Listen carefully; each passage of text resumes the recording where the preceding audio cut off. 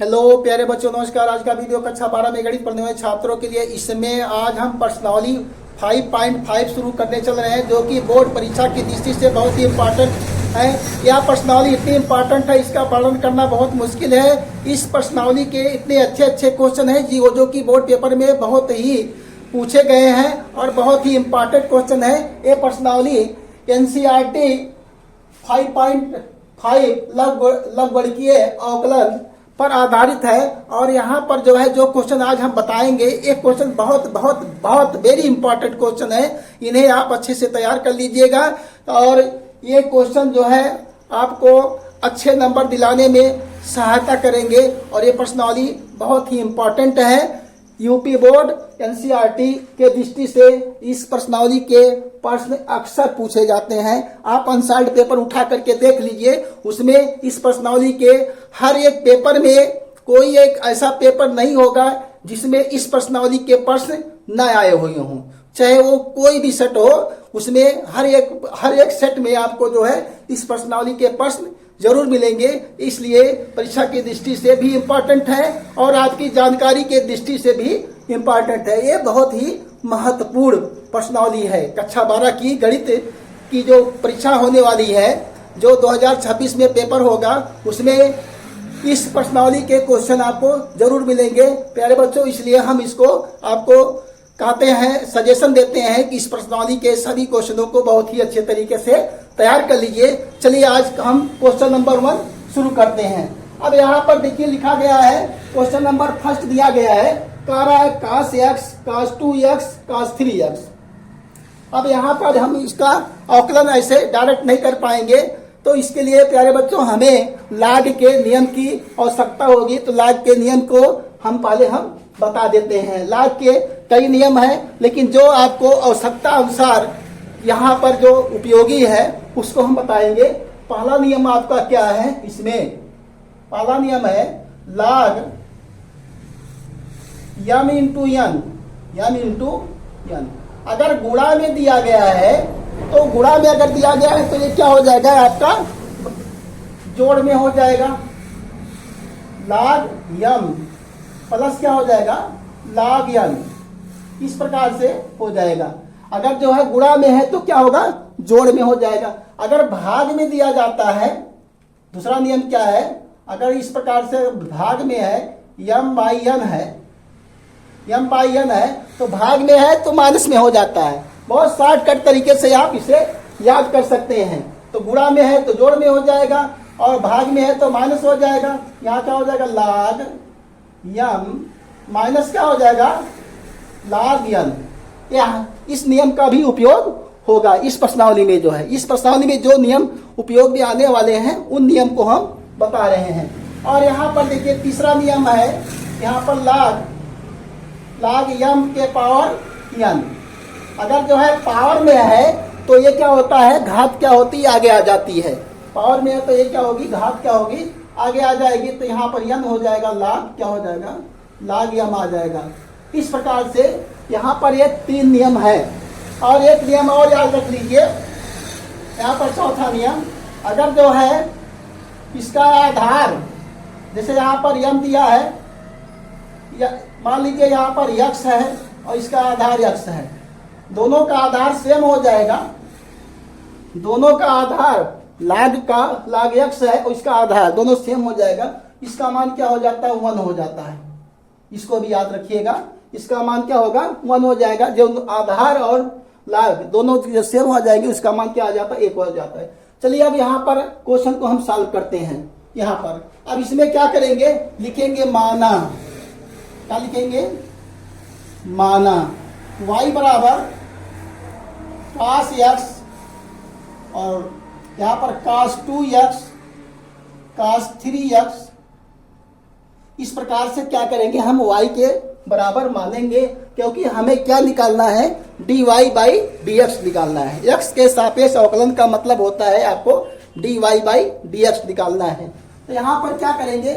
अब यहाँ पर क्या करेंगे? लाग ले लिया जाएगा। ऐसे आप अवकलन नहीं कर पाएंगे। 3 फलन यहाँ पर दिए गए हैं, तो क्या हो जाएगा? यहाँ पर लाग ले लिया जाएगा। तो यहाँ पर जब लाग लेंगे तो क्या मिल जाएगा? log y बराबर क्या हो जाएगा, log cos x, और यहां पर cos 2x, और यहां पर cos 3x। इस प्रकार से हम क्या करेंगे, यहां पर log लेंगे। अब देखिए यहां पर हमने नियम बताया है कि log m इंटू n क्या होगा, log m प्लस n हो जाएगा। तो ये सब क्या है, गुणे के रूप में है, तो ये किस में आ जाएंगे, जोड़ के रूप में आ जाएंगे। तो यहां पर इसे ध्यान से समझ लीजिए। तो यहां पर क्या आ जाएगा, log y बराबर क्या आ जाएगा, ये सब जो है गुणा के रूप में है तो आ जाएगा, जोड़ के रूप में आ जाएगा। तो cos, हाँ log cos x प्लस क्या हो जाएगा, log cos 2x, और प्लस क्या हो जाएगा, log cos 3x। इस प्रकार से यहां पर लिख लेंगे, जो है यहां पर इस प्रकार से आ जाएगा log, ठीक, इस प्रकार से आ जाएगा। अब इसमें यहां पर अब हमें क्या करना है, अवकलन करना है। तो आप अवकलन करना सीख लिए। देखिए भाई, यहाँ पर अवकलन करना बहुत ही आसान है, बहुत ही आसान क्वेश्चन होते हैं, लेकिन आपको थोड़ा सीखना पड़ेगा। हम हर एक स्टेप आपको बताएंगे, कोई स्टेप छोड़ेंगे नहीं, सभी स्टेप को बताएंगे। यहाँ पर क्या लिखेंगे, x के सापेक्ष, x के सापेक्ष अवकलन करने पर,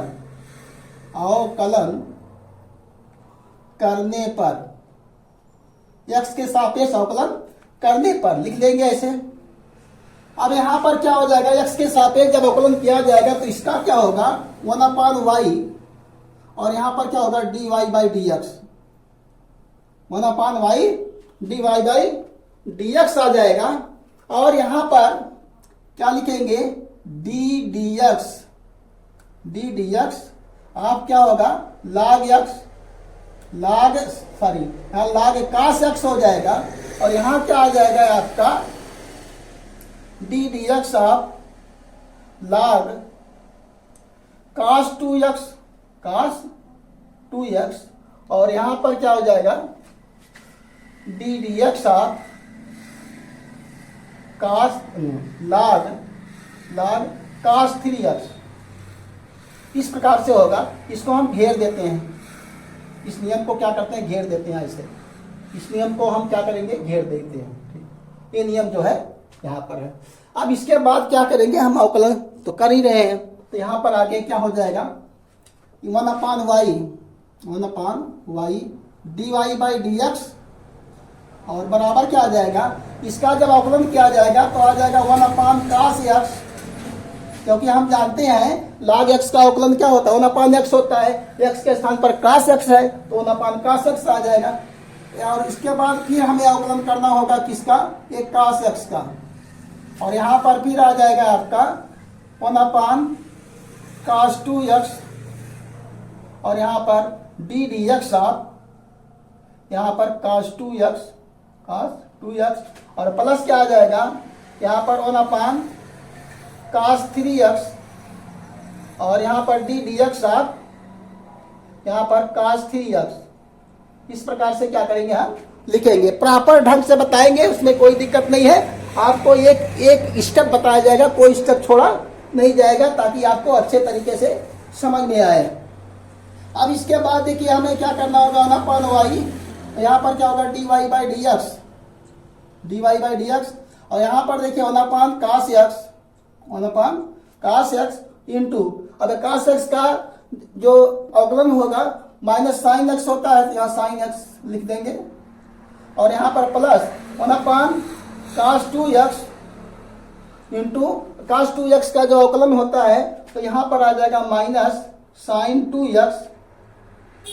लेकिन यहाँ पर देखिए x नहीं है, क्या है, 2x है, तो फिर से इसका क्या करेंगे, हम श्रृंखला नियम पर ये आधारित है, तो श्रृंखला नियम पर हम क्या करेंगे, यहाँ पर 2x फिर लिखा जाएगा, प्लस हो जाएगा 1/cos 3x आएगा, और इंटू इसका जो डिफरेंशिएशन किया जाएगा तो क्या होगा, माइनस sin 3x आएगा, माइनस sin 3x इंटू फिर से इसका जो है, चूंकि यहाँ x नहीं है तो यहाँ पर 3x आ जाएगा, 3x आ जाएगा। अब इसके बाद देखिए दिखाई दे रहा है कि नहीं, अभी तो दिखाई देगा।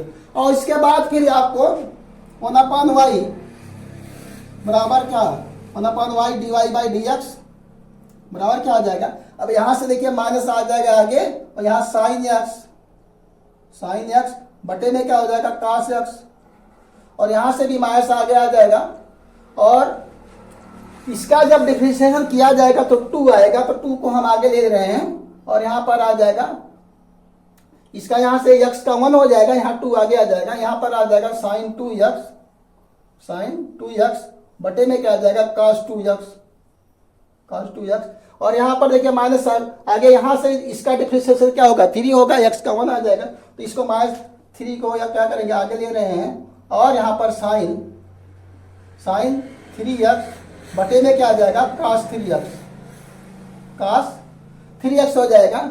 अब यहां पर इसके बाद हमें करना क्या होगा, आप देखिए 1/y और dy बाई dx बटे हो जाएगा dx, और यहाँ पर क्या होगा sin x अपन cos x क्या होगा tan x, यहाँ पर क्या हो जाएगा tan x माइनस क्या हो जाएगा, यहाँ पर 2, यहाँ पर tan 2x आ जाएगा, और यहाँ पर माइनस 3 यहाँ पर tan 3x आ जाएगा। अब इस प्रकार से आ जाएगा। अब हमें क्या करना होगा, इसके आगे मिटाना पड़ेगा, जो है इसके आगे इसको हम मिटा देते हैं हल करने के लिए, यहां पर मिटाना पड़ेगा, तो मिटा देते हैं। अब आगे इसको हल करने के लिए हमें करना क्या होगा, देखिए यहां से लिखते हैं आगे, यहां तो मिटा देते हैं। अब यहां पर देखिए 1/y, अब यहां से हमें dy बाई dx निकालना है, तो 1/y और यहां पर dy बाई dx, यहां से क्या करेंगे माइनस कॉमन ले लिया जाए, तो माइनस जब कॉमन लेंगे तो यहां पर आ जाएगा tan x, और यहां प्लस आ जाएगा, जहां जहां माइनस है वहां से प्लस आ जाएगा, यहां पर 2 tan x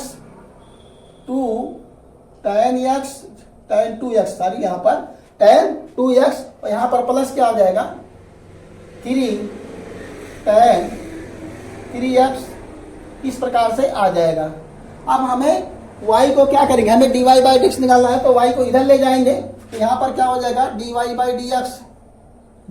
dx बराबर क्या हो जाएगा माइनस y, और यहाँ पर tan x प्लस क्या हो जाएगा 2 tan 2x, और प्लस हो जाएगा 3 tan 3x।